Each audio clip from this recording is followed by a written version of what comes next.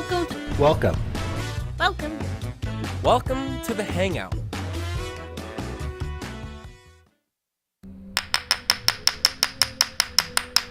Hello, hello, hello, hello, hello. And welcome to the Hangout. This thing is itchy. My name's Joshua Martin, and today we're going to be talking about the 12 principles of animation because I had nothing planned this weekend. What I was going to talk about was baseball, the history of baseball. I'll come to that maybe one day because we're in spring training now. Baseball season's starting to get back into shape. And I had a good idea from one of the interns in the studio. They requested that I talk about tattoos. So I think that would be a cool little subject, so those two may come up sooner or later. But I had to rush into things, so I had to get something that I knew off the top of my head, you know. And since I'm an animation graduate, actually, so I wanted to talk about the 12 principles and how you use them to create an animation that looks realistic to the eye. Because when you watch an animation short, when you watch an animation film, when you watch anything animation, you just want to believe what you see. You don't want to have to think about it and say, is that real? Is that actually how it's supposed to move? Or, you know, if you, like, we'll get into it. You'll see what happens because I can't think of anything off the top of my head. But we'll talk about the 12 principles and how they correlate to the story that you're trying to tell. I guess we can just start right away. So if you go to the two-shot Mayor and pull up the first image, the first one should be squash and stretch. So we'll talk about that first, if we can pull that up. So like I said, starting off, squash and stretch is the most important by far to use. I already got a two-shot up there. You don't have to use the virtual set. As you can see, there's two of me. Just go to cameras. It's actually like labeled two-shot at the top. So the first one that we're going to talk about is squash and stretch. And this is kind of the most important principle of all animations because it gives reality, it gives gravity, weight, mass, and flexibility to that specific object that you are quote-unquote animating. So we have one of the amazing rigs, one of the amazing practices, the hacky sack or the bag of sugar, whatever you want to call it, the practice of that, just using squash and stretch with this to accentuate the movement that it's creating. Another really good lesson or another good, I'm trying to think of the actual key word, but just another good practice to use is a bouncing ball effect. So if you have a bouncing ball that is very bouncy, like a rubber ball or something, if it hits the floor, it's going to spread out and then come back together as it bounces up. If you have a bowling ball, though, and it hits the floor, it's probably going to retain its shape to accentuate that it's very heavy, that the mass of it is very solid. So when it hits the ground, it's not going to bounce straight up. If it's a bowling ball, it's going to retain its shape, and it's going to bounce and barely come up maybe like half an inch off the floor. But it's just going to stay steady when it hits the ground. When using squash and stretch, it's important to keep the ejector's volume consistent. So when you stretch something, it needs to get thinner. As you can see, the hacky sack right there, as it's stretching up, it's actually getting thinner on its waist as well too. And when you squash something, it gets wider. I know you can't see it because my image is right there, but it's when it's completely flat on the floor, it's completely like stretched out, you know? It's a fun way of using this to, like I said, just show the illusion of gravity, weight, mass, and flexibility. If you want to learn more about this, there's plenty of videos, there's plenty of websites to learn more about this. What I'm on right now is Creative Block, Art and Design Inspiration, and the article name is Understanding Disney's 12 Principles of Animations. But understand that this isn't just Disney's 12 principles. This is, I don't even think it's a theory. I think it's the principles of animation to understand how to make a visually pleasing animation to the viewer. So if we go to the next one, these are actually all the 12 principles, as you can see on the screen right now. We'll go all of them, not in the order of this. I have a different order on my computer screen, but we'll get them in order to you on the screen as well too. But these are all the animation principles that we are going to be talking about today. But the next one that we're going to be talking about is anticipation. Anticipation is what you expect it to be. It's just waiting for that next movement, and it's how much you accentuate that anticipation. So for here we have this guy swinging or hitting a hammer on the ground, and the anticipation is him holding it straight up because he's not doing anything yet, but you don't know what's going to happen after he holds it up in the air. Maybe the hammer is too heavy and he falls backwards, or maybe he's winding it up so hard that he's going to crash the floor and break everything underneath him. And that is obviously called the action to the anticipation. The reaction is, we don't really got to talk about the reaction, but I believe the reaction is what happens afterwards of everything. So as you can see from left to right is how things happen in order, but the main thing we're talking about today is not today, but the main thing about this little image that you see is we're talking about anticipation. Let me quote from the web article that I'm using. Anticipation helps to prepare the viewer for what it's about to happen. It's the dance studio next door. There's nothing I can do about it. Speak louder?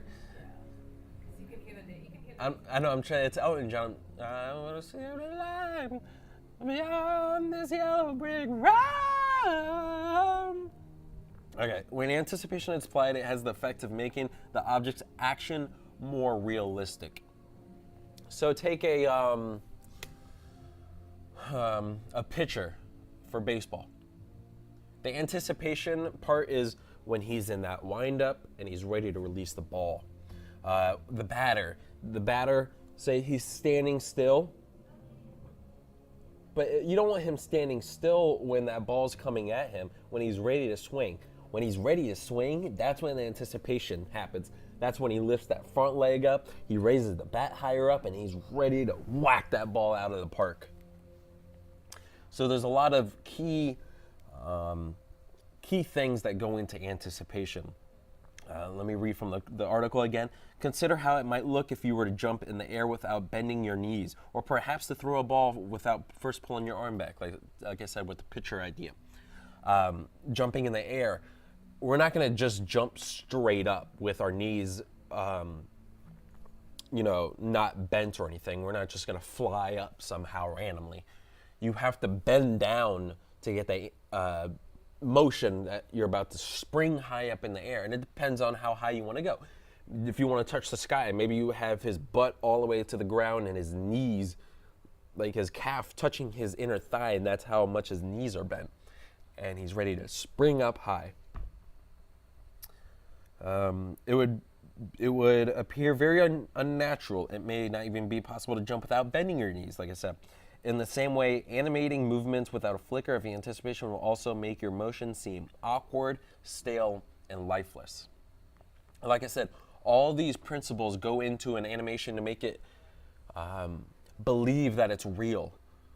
Because, like I said, when you watch something, you want to believe it. You don't want to think about it when watching an animation film or anything like that. You want to believe it, and that it's actually happening.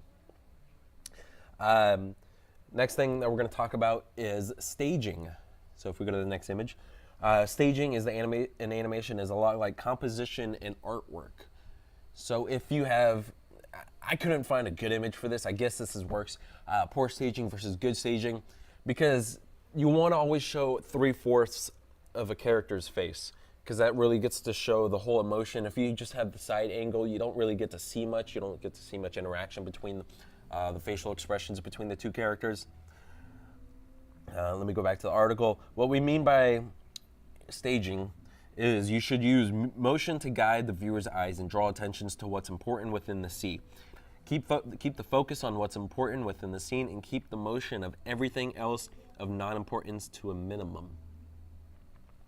Learn how to use camera work. Learn how to, if you have characters in the scene, where eyes follow to, our eyes follow to the other character's eyes. And then right after that, whoever's the main character in that shot, after we look at their eyes, we're looking at wherever. All right, now hang on to me real quick. You're looking at the main character in that specific scene or shot. That main character, you're going to look at that person's eyes first, and then right after that, you're going to follow the eyes of the main character and look wherever he or she is looking at, and then that's the second thing you're going to look at in a film most of the time. And another thing, let's go with staging. I talked about in my first episode, cinematography, is the rule of thirds.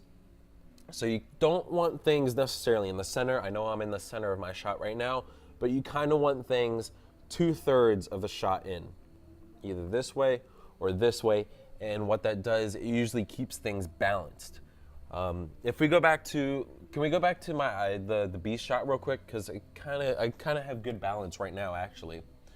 So right now, I'm in the center, but I have good balance because I have a piece of artwork here and I have a piece of artwork here. And what's better is because these pieces of artworks, they balance each other out and they complement each other because they have the same style, they have the same colors, they have the same patterns, they have the same everything else. So Thank you. They keep me balanced right now. So that's the only reason why it works for me in the center right now. If you watch Wes Anderson and a lot of his movies, he likes to keep things centered, but he also has things balanced on the edges too. Now, say if I had two paintings here, I would want to be off the side a little bit because I'm a heavy attraction because we always want to look at a humanoid flowing object. We don't want to look at standard still pieces. We want to look at things that move. So if I'm off to the side and we have two heavy things over here, then I can counterbalance things off. That all goes into staging as, like I said. On to the next one, straight ahead and pose to pose. These are styles of animations. Straight ahead is when, say you take the drawing number 1 on the screen you see there. Instead of drawing I'm trying to find out where he has 2 feet again on the ground. So it's supposed to be, okay, 1, 13, and 25. You take those. We'll start with pose to pose. 1, 13, and 25. Those are your main keyframes in a walk cycle. Okay? Those keyframes you want to draw first, because you have both contacts on the floor. And this was pose to pose, again. Then you work on your in-betweens, which would be number 7 and number 19, because those are the high points as well too. And then you got 4, 10, 16, and 22. Those just, it works with the motion. Let me read the article, because it's hard to explain. There are 2 ways to handle drawing animation, straight ahead and pose to pose. Like I said, there's 2 styles of animation that you want to do. Each has its own benefits, and the two approaches are often combined. Straight ahead action involves drawing frame by frame from start to finish. So straight ahead is if I had 1, I would draw number 4 after, and then 7, and then 10, and 13. I would work in the order from how you actually want to see it happen. If you're looking for fluid, realistic movements, straight ahead action is your best bet. I would not recommend using straight ahead for walk cycles or anything that has to involve human interaction to make it look realistic. I'll get in that in a little bit.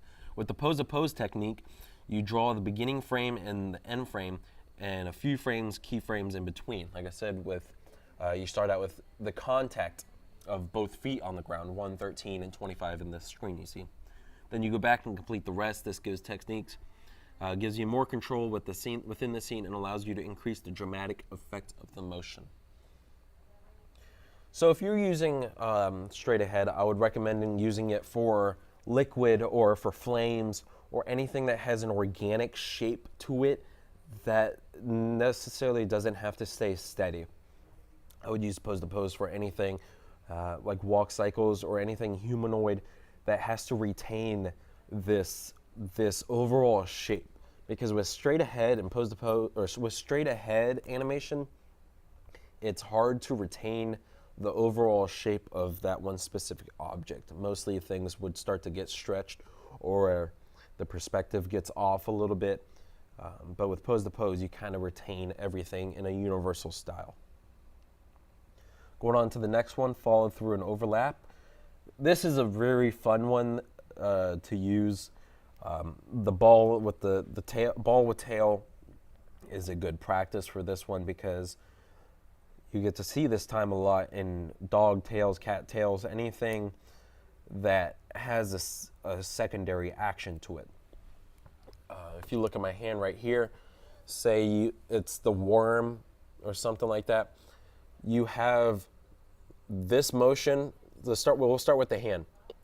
You have this motion coming down, and then as I go back up with my hand here, this part is still going down too, and it curls back up. And then as I hit the high point here, this hasn't hit the high point yet, it's coming down. Now I hit the high point and it's coming down now. So I'll read it from here just to give you a little more straight on definition. When the object comes into a standstill after being in motion, different parts of the object will stop at different rates, like I was talking about before. Similarly, not everything of an object will move at the same rate. This forms the essence of the fifth of Disney's principles. It's not Disney's principles again. If your character is running across the scene, their arms and legs may be moving at a different rate from their head. This overlapping action, likewise, when they stop running, their hair will continue to move or a few frames before coming to a rest. This is follow through. These are important principles to understand if you want your animation to flow realistically. So a quick example, a girl is running as fast as she can, and then somehow she's running on a cliff, and then she gets to the edge and she can't run anymore because, it's nothing there. So she stops real hard and her whole body stops, but her hair, something she can't really control, something that flows on its own, her whole body stops, but her hair will go a little forward, and if it was behind her head, now it's in front of her shoulders because that motion just kept following through. Going on to the next one, slow in and slow out. This one is also another one that's kind of tricky to explain. You can see the ball movement right here. So when things get to the highest point, they kind of slow down with one another. And when it gets in the middle, that's the fastest point, and the patterns or the drawings are more spread out.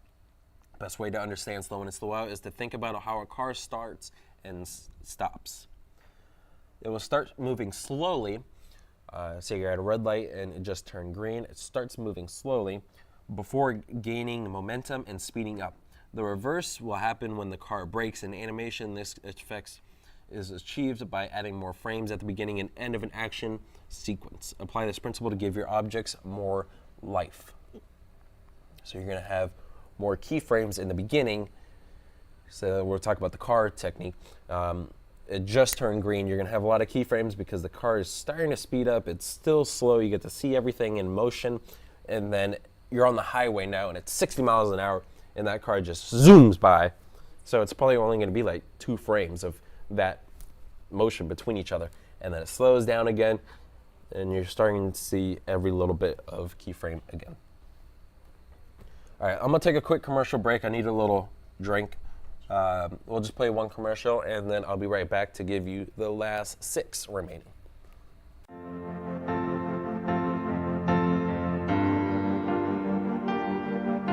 Being a successful woman in business means having the courage to own who you are.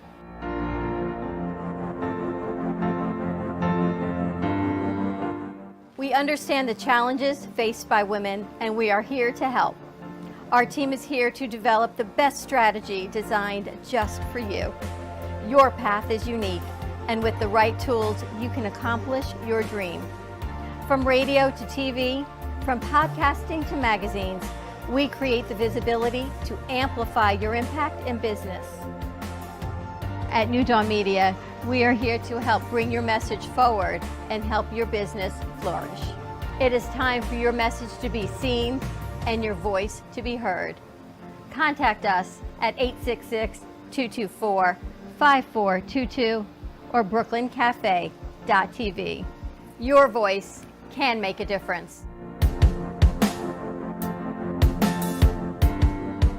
Single frame. There's stop Now motion we're back to the animation where you can hangout use with the your host, cameras. Joshua There's Bond. claymation. Oh! What happened there? Hello, welcome back to the 12 Principles of Animation. Oh, wait, no. Welcome back to the Hangout with Joshua Martin. Today we're talking about the 12 Principles of Animation.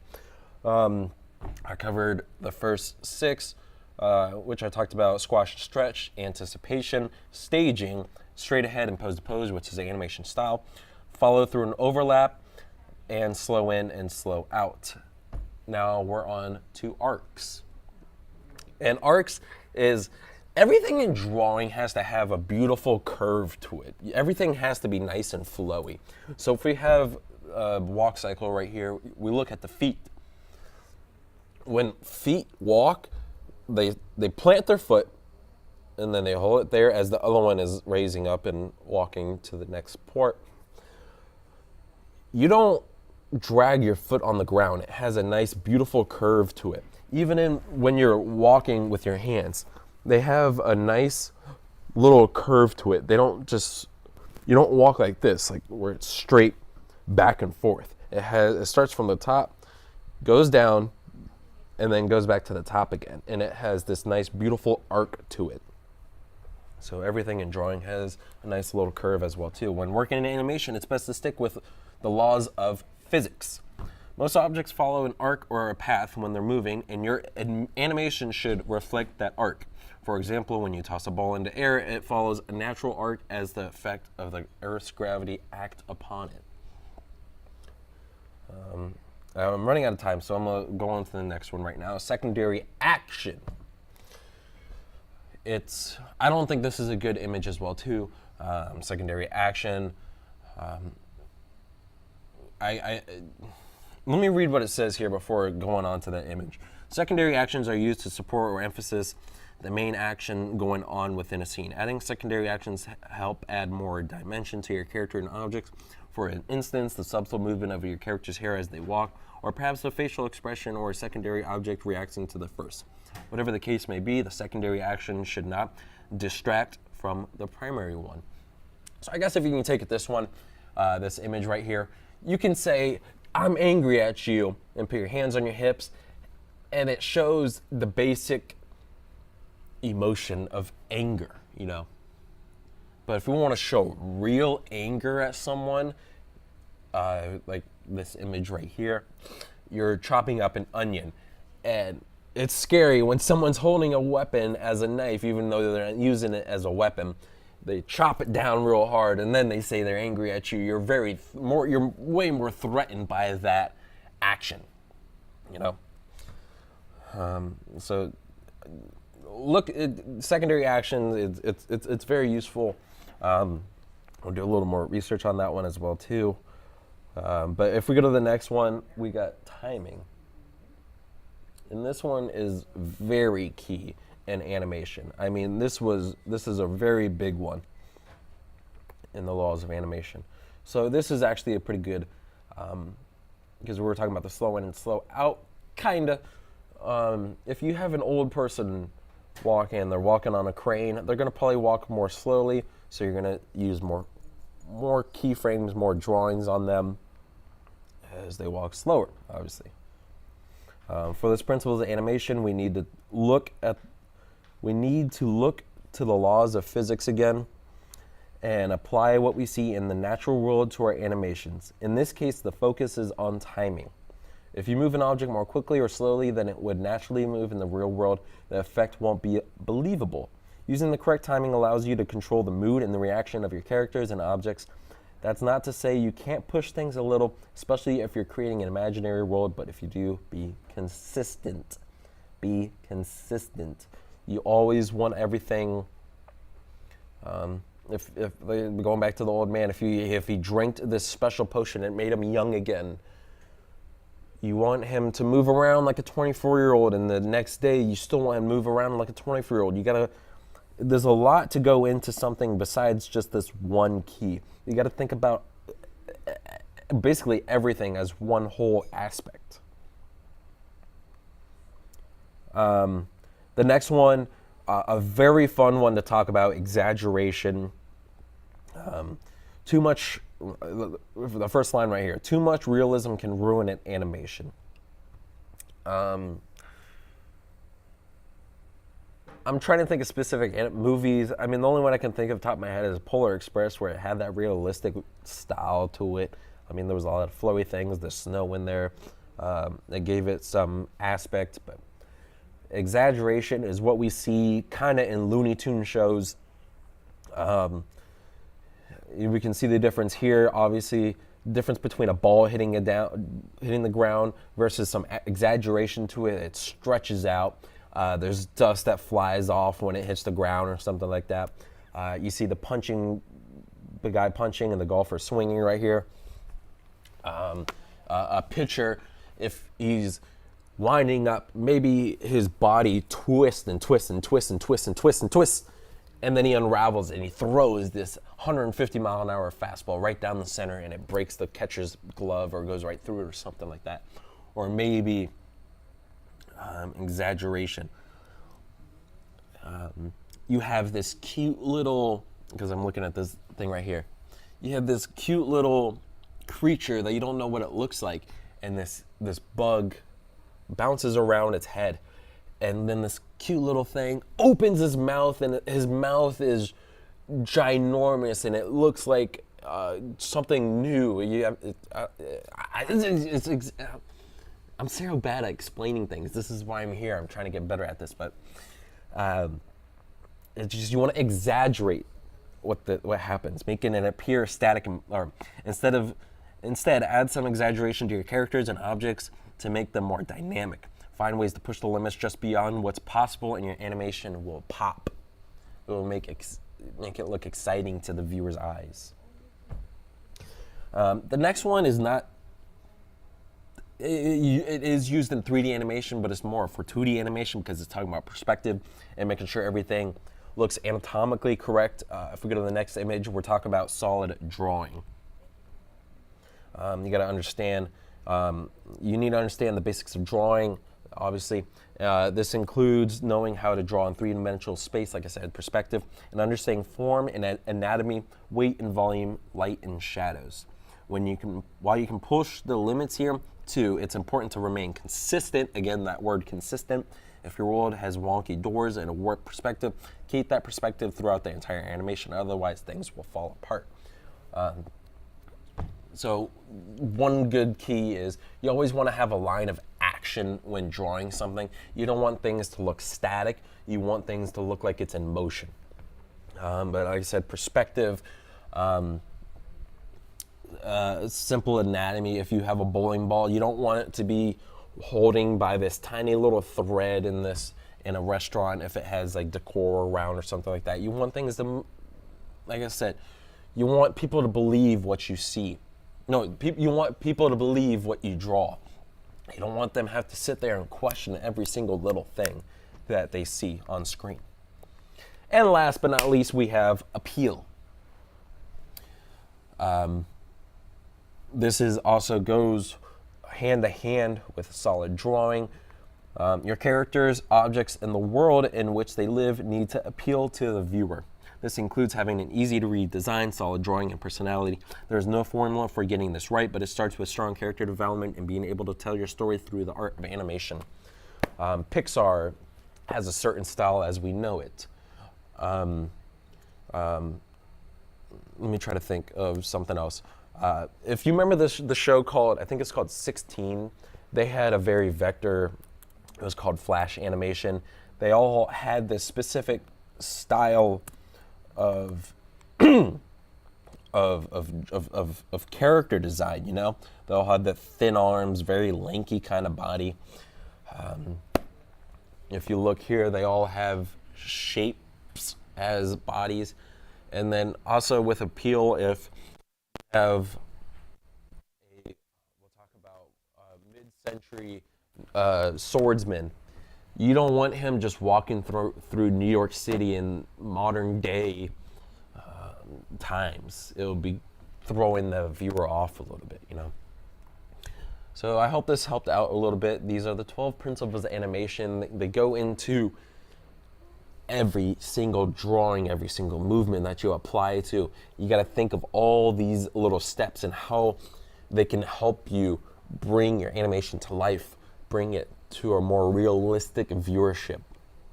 You want people to believe what you are drawing and what you imagine in your head, because you can create anything you want with animation. Literally anything you want. That's the fun thing about it. So it's my time to wrap things up. My name is Joshua Martin. Welcome to the Hangout, and catch me next week, Monday 11 a.m. on Facebook. I don't know what the heck I'm going to talk about. I'll get it to you this weekend, hopefully, and not 30 minutes beforehand. But you know what? Peace out. Thank you for watching The Hangout. If you want to be on the show, just contact me at 888-994-4995 Studio A. Thank you.